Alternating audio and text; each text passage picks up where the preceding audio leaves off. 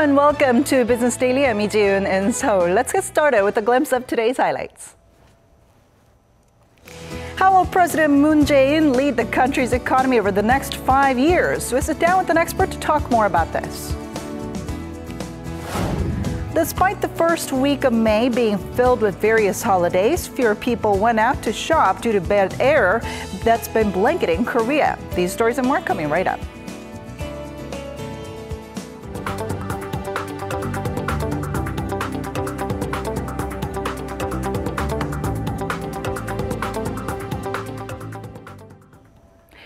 Korea's new President Moon Jae-in has been officially sworn in just a day after people cast their ballots nationwide in an early election. For more on the latest, we have our Lee Ju-young on the phone. So Ju-young, President Moon's inauguration ceremony was held just hours after his victory, right? That's right. Just around noon today, President Moon Jae-in took the oath of office at the National Assembly with a promise to push for national unity and cohesion. The former human rights lawyer said, quote, "He will become a president for all the people," and added that he's prepared to visit North Korea if the conditions are right, and that he will tackle current security challenges. Moon secured a landslide victory, sweeping up 41% of total votes, ending months of political turmoil set off by a sprawling corruption scandal that led to the impeachment of former President Park Geun-hye. Now, things are moving quickly. I understand he also named some key officials this afternoon, including his prime minister. Right. President Moon Jae-in has tapped Lee Na-kyun, a 64-year-old former journalist and liberal lawmaker who has been the governor of the southwestern province of Jeollanam-do province since 2014. His choice appears to reflect his drive to create national unity. Moon, who has roots in the southeastern city of Busan, has sworn to work closely with politicians from other regions while in office. Also this afternoon, President Moon has issued an order to establish a jobs committee which will report directly to the president. Moon has pledged to become a president of job creation, vowing to create about 810,000 new jobs in the public sector to tackle the record high unemployment rate. This has been Lee Ju-young for Business Daily. Meanwhile, Korea's major business organizations have called on the Moon Jae-in government to ease regulations to help create a more business-friendly environment. In separate statements, the Korea Employers Federation, the Federation of Korean Industries, and the Korea Chamber of Commerce and Industry, among others, said that they wish to see the new government ease or scrap regulations that have been holding back businesses from hiring more people and making necessary investments. They also asked the president to focus more on supporting growth by reviving domestic demand and narrowing the gap between conglomerates and small and medium-sized businesses. During the past administration, companies had opted to pile up cash instead of invest amid low growth and rising economic uncertainties. Korea's Deputy Prime Minister Yoo Il-ho has announced the government will establish a task force to assist newly elected President Moon Jae-in. Yoo, who doubles as the country's Minister of Strategy and Finance, in a meeting of high-level officials on Wednesday, said no effort would be spared in ensuring a smooth handover. He emphasized the importance of continuous and careful governance as Asia's fourth-largest economy tries to gain traction in its recovery. President Moon assumed office today without a transition committee in order to fill the power vacuum left by his impeached predecessor. Next, we'll take a look back at some of the president's key campaign pledges that he made on the economy. It's one of the areas that the public has the greatest interest in, especially in the face of Korea's surging youth unemployment rate. Here's our Kim Minji with the rundown. There are growing concerns that Korea may be heading toward a prolonged cycle of low growth. With the rising youth unemployment rate and record high household debt, Korea is on track to posting growth in the 2% range for 3 years running. Korea's next leader believes he has the right prescription for the country's ailments. 사람에게 투자해 기업과 국가의 경쟁력을 살리는 사람 중심의 경제성장 구조로 바꾸겠습니다. What we mean by a people-centered economy is we will use resources to invest in the people. There's economic growth, but it's not felt by the general public. Income growth remains stagnant. So, by giving support to lower-income households and the self-employed, we'll hope to boost their livelihoods. The first goal is to create 810,000 jobs in the public sector. With the youth jobless rate at a record high of 9.8% last year, much higher than the country's entire 3.7% unemployment rate, young people in particular are struggling. Of the 810,000 jobs created, 170,000 will be civil servants, while some 300,000 will be devoted to converting irregular workers into salaried employees. The additional 340,000 will be created in conjunction with the private and social service sectors, for example, healthcare, safety, and education. This is seen as a must, as consumption has been sluggish amid stagnant income growth and skyrocketing household debt, which stands at a record high of roughly $1.3 trillion. On top of this, the country has posted growth in the 0% range for 6 straight quarters, prompting Moon to promise to make good use of fiscal stimulus measures. We plan to implement a supplementary budget and step up fiscal spending. International organizations like the OECD and IMF have said that Korea has enough room to execute fiscal policy measures. Despite a slight pickup in the first quarter, the recovery momentum isn't expected to continue into the second quarter, so we need the budget supplement to stay on track. 재벌 reform is also a priority. Although Moon is not expected to take a hard line, given that Korea's family-run corporations account for roughly half of the economy, he has vowed to limit their power by making better use of existing regulations and stepping up the role of the antitrust watchdog. There will be stern punishments if they try to take advantage of their subcontractors or move in on small and medium-sized companies. They will have to work harder to make profits and find new ways to be competitive, and in this way will foster an innovative ecosystem. In addition, a helping hand will be extended to companies and industries that are related to the so-called Fourth Industrial Revolution. The government is not going to have all the say, but we believe it is right for it to lead in pursuit of new directions. We'll foster the necessary infrastructure, such as big data and 5G networks, so startups and other companies can both make a splash. All of this is aimed at changing Korea's economic structure, which Moon says is outdated. For too long, we've depended on exports and a trickle-down effect for growth. We need to take a two-track approach by creating more jobs and expanding people's spending power and let it work its way up. This is not something that happens overnight, though. We need to push through with strategies for the next decade or two. With the economy in such a fragile state, Moon's policies will be aimed at changing Korea's economic architecture and cushioning any negative impact to help the country achieve sustainable growth. Kim Minji, Business Daily. And to tell us more about these pledges made by President Moon Jae-in and what we can expect on the country's economic policy front for the next 5 years, Professor Shin Se-dong of Sukmyeong Women's University joins us in the studio today. Hello, Professor. Honored to be here. All right, so tell us some more about President Moon's so-called J-nomics, and which is said to be largely centered on the people.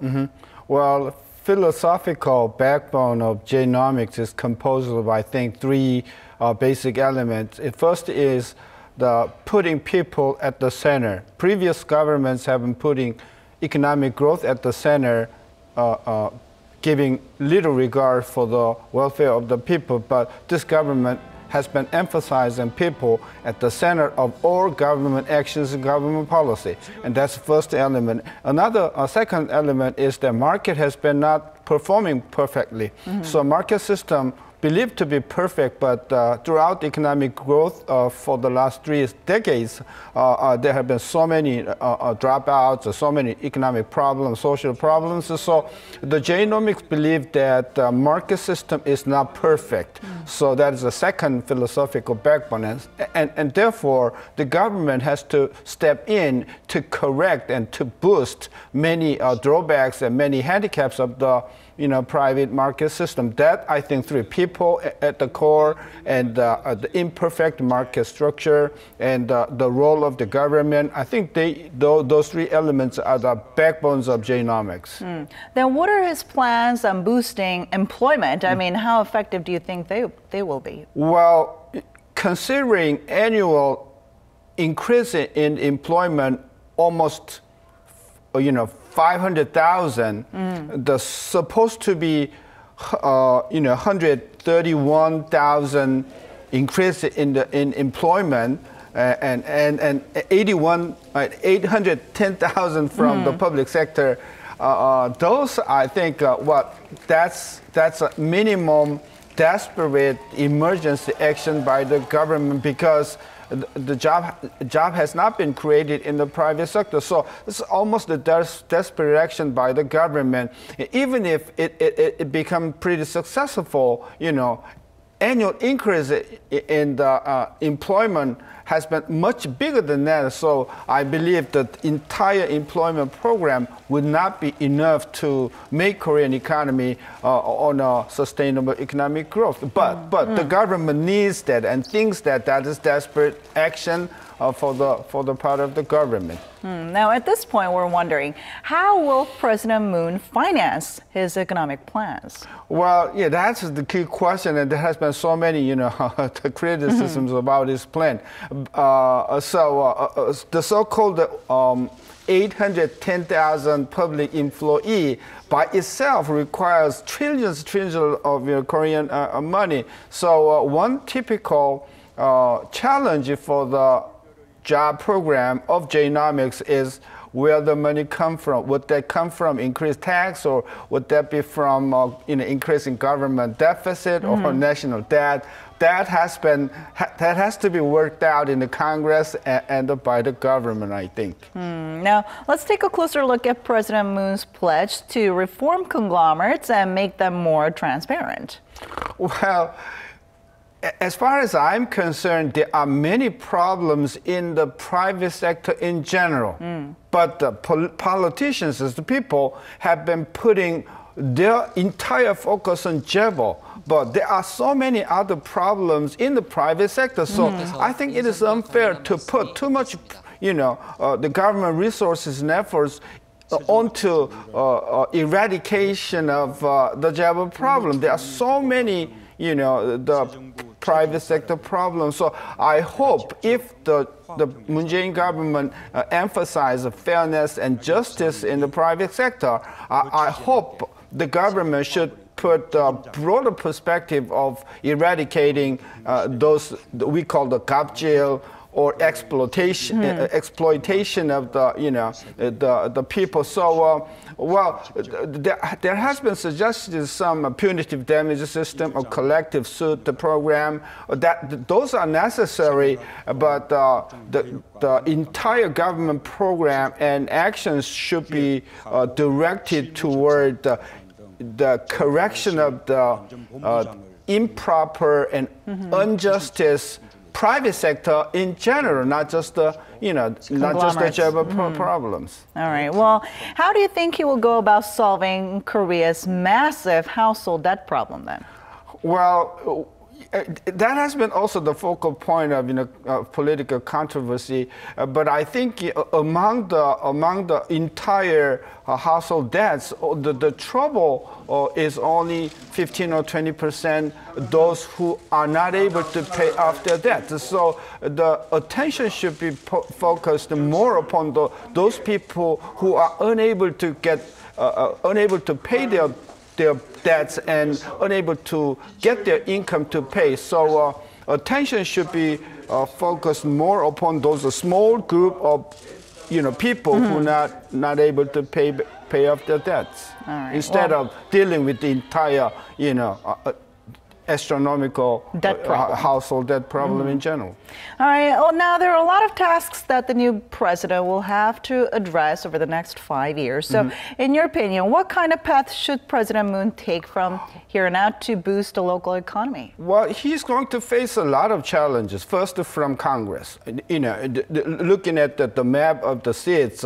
It's 120 seats among 300 in the parliament. It's not enough to put any legislation into effect. So the president has to deal with the congressional problem, and also he has to solve the problem who not voted for him, which is about 60%, including those who not participated in the ballot. It's almost 70% of people. So president is going to face a tremendous amount of challenges from Congress and the public. So he's going to have a lot of difficulties in any of the social, economic, or political or military. I face, his challenges too much for him to solve. So I think he requires a lot of efforts to deal with those, insurmountable challenges ahead. All right. Thank you so much for your insight today. You're welcome.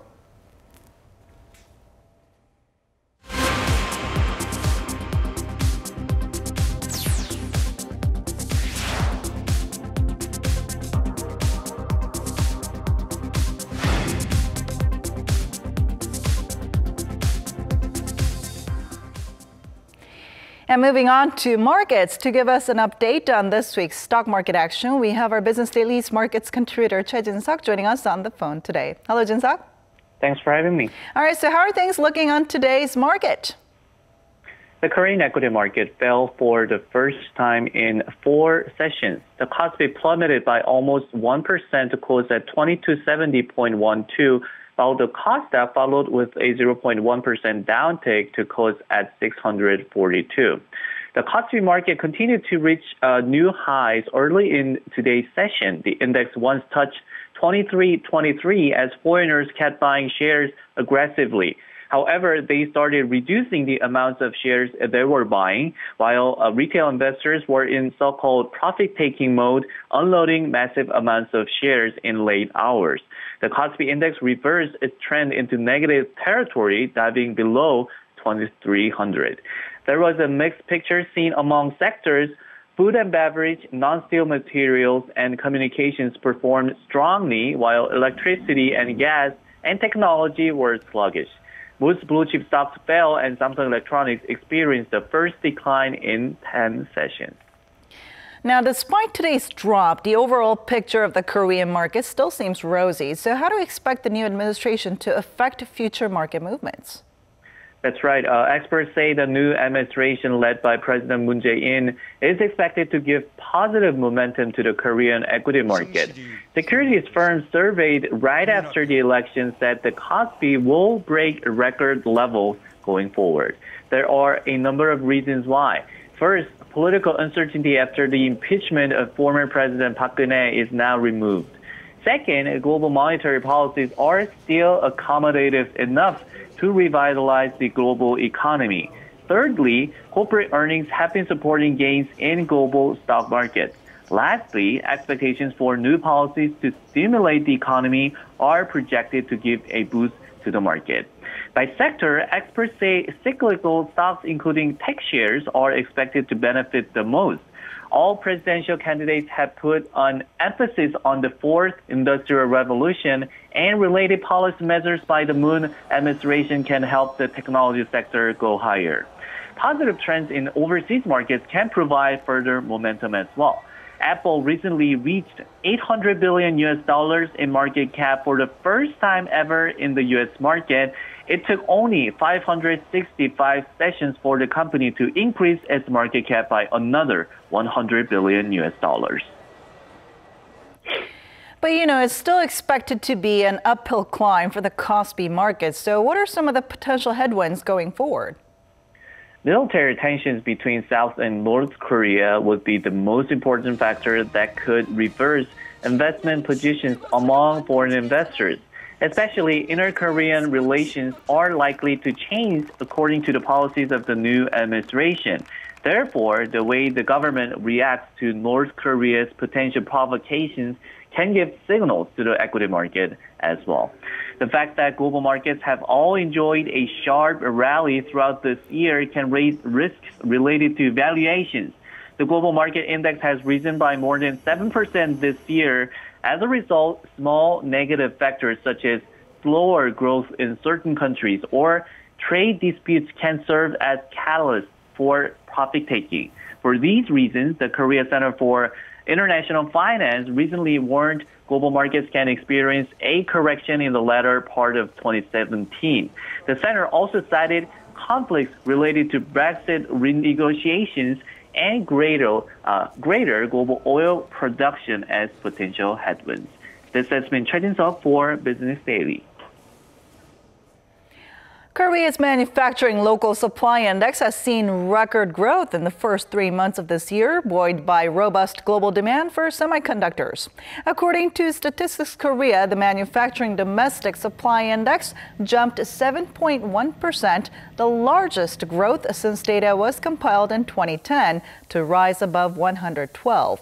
Growth was attributed to the chip industry, which drove up both domestic and imported goods. The increase in foreign goods hit a new high of 16.9%.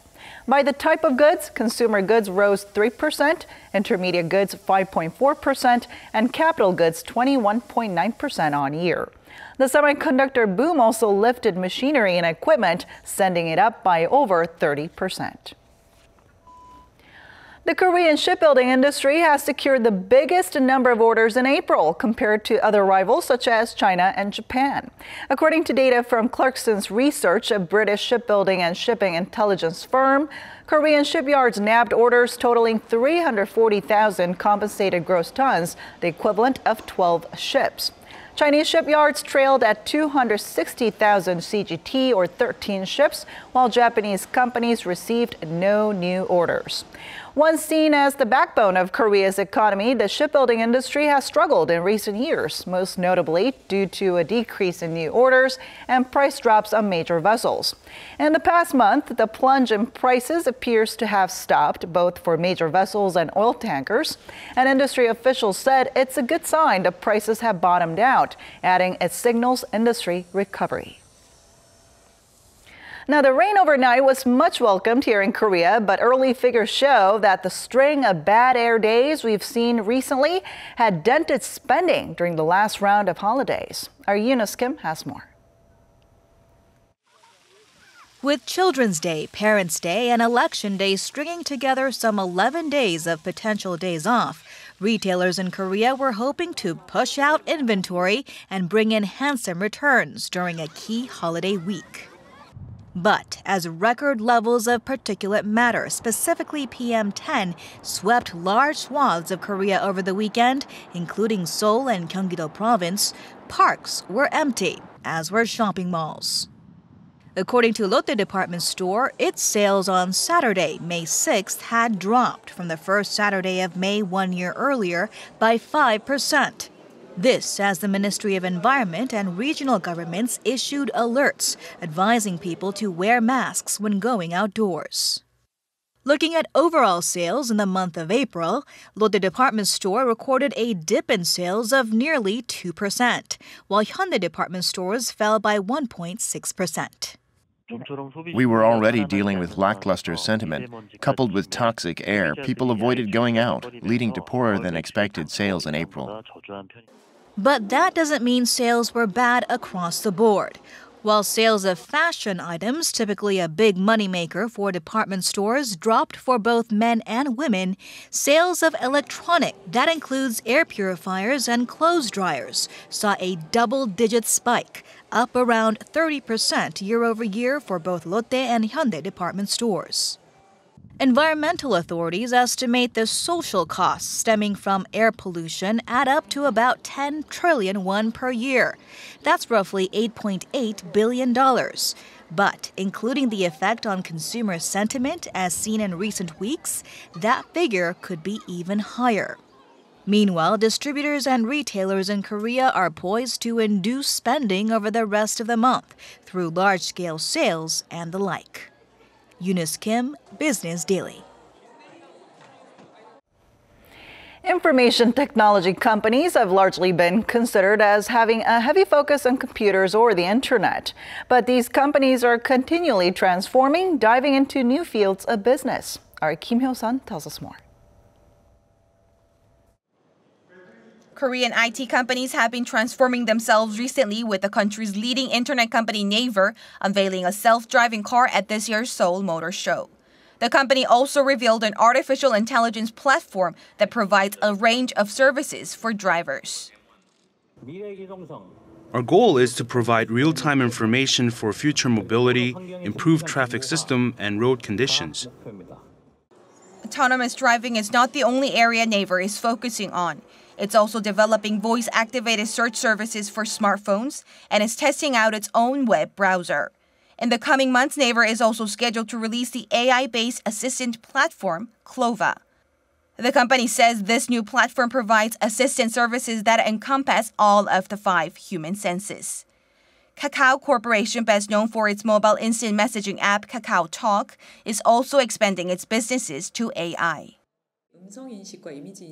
We're working hard to figure out how we can smartly connect diverse technologies like voice and image recognition with a range of day-to-day services.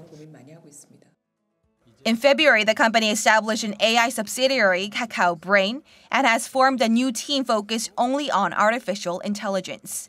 The reason domestic IT companies are expanding into these new areas, experts say, is to secure sources of profit for the future. Things are changing very quickly, so companies need to act fast and take on risk-dominated market first. The IT industry especially is seeing fierce competition and ceaseless transformation. It's hard to imagine how Korea's IT firms will look like 5, much less 10 years from now. Kim Yo-sun, Business Daily.